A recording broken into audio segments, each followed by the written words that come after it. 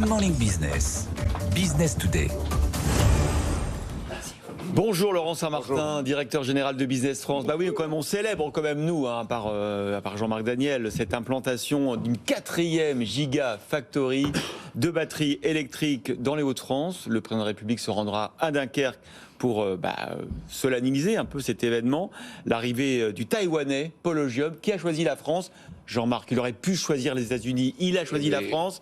Au prix, comment vous avez fait Laurent Saint-Martin pour décrocher, avec toute la délégation française, le président, le ministre de l'économie et donc Business France, ce contrat, cette implantation industrielle en France? Ce qui a 3 000 emplois quand même, 10 000 ou 12 000 indirects. Que ce soit sur ce cas, et le président de la République aura la primeur évidemment des annonces sur site aujourd'hui, que ce soit sur ce cas d'espèce ou ce qui s'est passé depuis ces dernières années, c'est que la France s'est professionnalisée dans la capacité à attirer effectivement ce qu'on appelle les gigafactories, en tout cas ces très gros projets.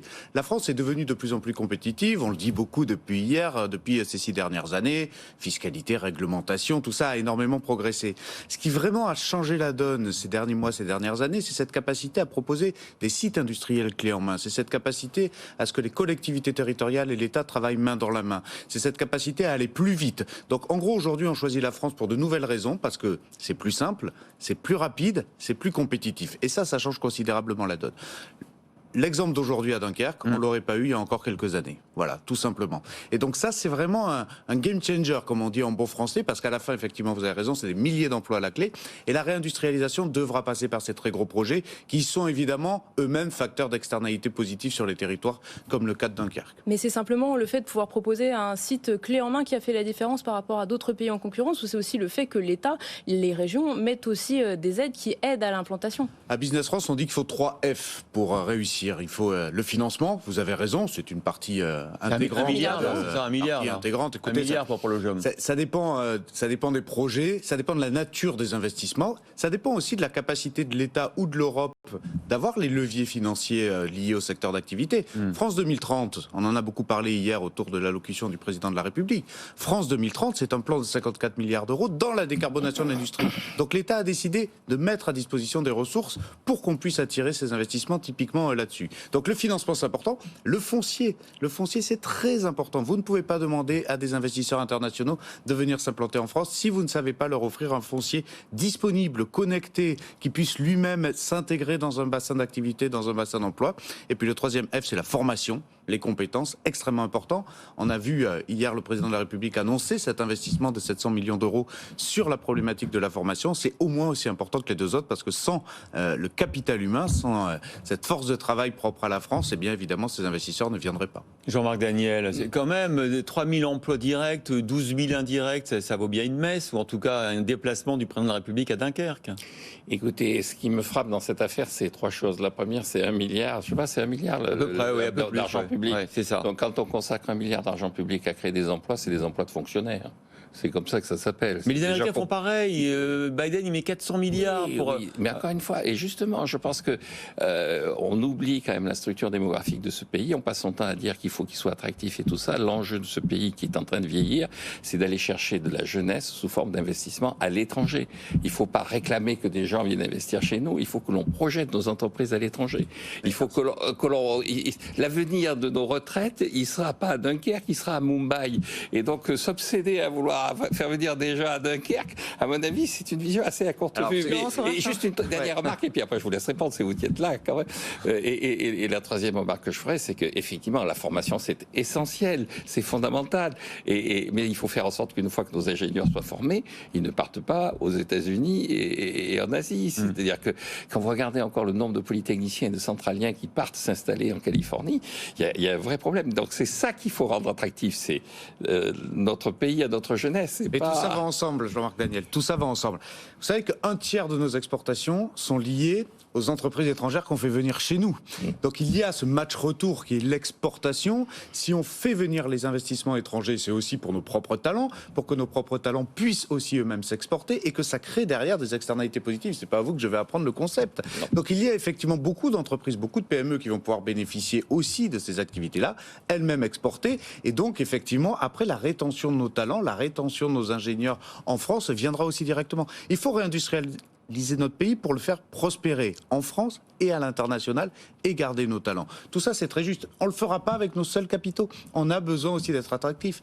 L'histoire économique l'a démontré. Tous les grands pays industriels ont besoin aussi des investissements internationaux. L'Allemagne en est le meilleur exemple. Avant, l'Allemagne trustait tous ces grands projets industriels mondiaux. Ben maintenant, la France fait partie du jeu. Je crois qu'on doit s'en réjouir. C'est un vrai débat, parce que le président, il a beaucoup insisté là-dessus hier, depuis l'Elysée, en disant effectivement qu'on ne pouvait pas, un pays ne pouvait pas continuer à se désindustrialiser, et que l'industrie, c'était la force, le moteur de tout ce qu'il y avait autour, des externalités, des services, du dynamisme des régions. On voit les territoires, par exemple, se réindustrialiser. Dunkerque. Vous dites, Jean-Marc Daniel, qu'on n'a pas besoin d'industrie, mais regardez le dynamisme des Hauts-de-France aujourd'hui grâce à tous ces projets industriels. Oui, ce qui me frappe, c'est quand même que j'ai écouté un ministre de l'économie dans les années 2010-2015 et dire je n'ai aucune nostalgie industrielle, j'envisage de construire plutôt la Startup Nation. J'aimerais qu'on retrouve l'esprit de cette ministre de l'économie qui s'appelait Emmanuel Macron. Mais je pense qu'il ne faut pas avoir de nostalgie industrielle. Et deuxième remarque, concernant l'Allemagne et tout ça, l'Allemagne dégage énormément d'épargne qu'elle exporte. Nous, un de nos enjeux, c'est d'avoir plus d'épargne, plus de capacité de financement, plus de capitaux, plus de... Et en interne, c'est un cercle vertueux à reconstruire qui passera par la réindustrialisation. Nous en sommes convaincus. Ce cercle vicieux qui s'est créé depuis ces dizaines d'années n'a pas permis aujourd'hui justement d'avoir cette capacité à se projeter à l'international et à exporter. Vous savez que Business France fait l'attractivité des capitaux, mais projette aussi nos PME et nos ETI à l'international. Fait la partie aide à l'export. Et nous voyons bien que c'est une fonction linéaire. Nous avons dégradé notre balance commerciale en même temps que nous avons désindustrialisé. Donc nous avons besoin d'abord de reproduire davantage chez nous. Mais n'opposons pas les start-up, n'opposons pas la nouvelle économie de demain, l'innovation dans les nouveaux services, avec la nécessité de réindustrialiser. L'un va avec l'autre. Une grande puissance française industrielle est nécessaire pour pouvoir redevenir un leader international sur un certain nombre de secteurs d'activité. Nous ne redeviendrons pas des puissances industrielles sur tous les pans de l'activité. C'est un leurre et c'est même pas souhaitable. France 2030, c'est 10 verticales très claires sur des grandes technologies d'avenir. Justement, le Laurent quantique, le spatial, évidemment l'économie décarbonée par exemple. Justement, vous parlez de secteurs d'avenir, on a beaucoup parlé de batterie hier, on a beaucoup parlé d'hydrogène, de SMR. Est-ce que les annonces qui ont été faites par le président Macron vont vous permettre de décrocher des contrats dans des nouveaux secteurs où aujourd'hui les investisseurs étrangers vous disent non, nous on ne vient pas en France? Non, justement, le phare France 2030, tous ces secteurs d'activité, c'est France 2030. Le phare France 2030, ça y est, il est perçu dans le monde. Il est perçu dans le monde. Ça fait maintenant 1 an et demi qu'il est lancé. On va être à peu près, je crois, autour d'une vingtaine de milliards décaissés à la fin de l'année. Jean-Marc Daniel s'étouffe. Et il est... Ouais, mais attendez, c'est de l'investissement. Non, mais attendez, c'est de l'investissement. Vous savez que dans l'industrie, 1 euro d'argent public de France 2030, c'est 4 euros d'argent privé investi à côté. Donc l'effet de levier, il est considérable. Donc oui, c'est perçu. Les cas des entreprises taïwanaises, mais pas que, des entreprises chinoises, des entreprises allemandes, des entreprises américaines. Je rappelle que les États-Unis restent le premier pays investisseur en France. Hein, et tous ces pays-là investissent parce qu'il y a justement une volonté française à mettre des choix stratégiques clairs à l'avenir du pays, et ce sont effectivement ces choix de grande innovation stratégique. Merci Laurent Saint-Martin, directeur général de Business France, de l'avoir du plein pain sur la planche, parce que lundi, évidemment, il y a Choose France à Versailles, avec peut-être d'autres annonces. En tout cas, à votre place, à la même heure, lundi, nous aurons le représentant de Prologim, Gilles Normand, qui sera avec nous pour nous expliquer effectivement ce grand projet. Vous pourrez être encore face à lui si vous voulez, Jean-Marc, lundi. Hein. Et c'est un ancien de chez Renault, l'économie se transforme, on passe de la voiture à thermique à la voiture, finalement, la batterie solide du XXIe siècle. Tous ces milliards seraient mieux utilisés si on les consacrait à baisser les impôts de production de nos entreprises. Mais c'est fait aussi, Jean-Marc. Oui, mais on ne peut pas être sur tous les fronts, donc il faut se centrer sur ce qui est vraiment utile. C'est un débat vraiment passionnant, ce qui est en train de se passer en ce moment. Merci beaucoup à tous les deux.